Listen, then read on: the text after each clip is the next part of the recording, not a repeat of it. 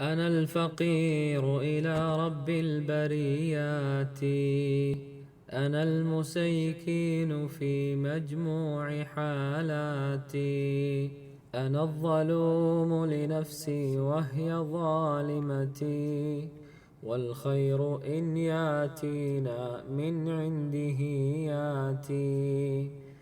لا أستطيع لنفسي جلب منفعة، ولا عن النفس لي دفع المضرات، وليس لي دونه مولى يدبرني، ولا شفيع إذا حاطت خطيئاتي،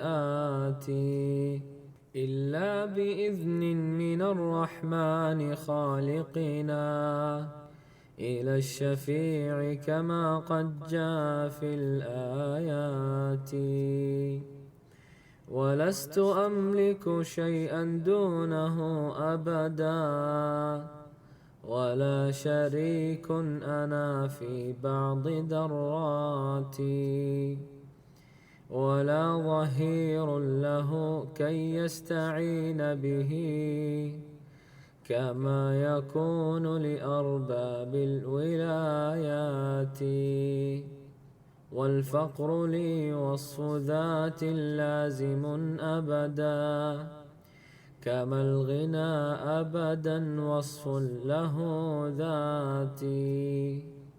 وهذه الحال حال الخلق أجمعهم، وكلهم عنده عبد له آتي.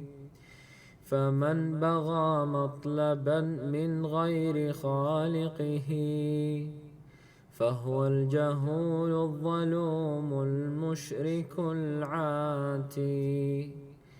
والحمد لله ملء الكون أجمعه، ما كان منه وما من بعد قد ياتي.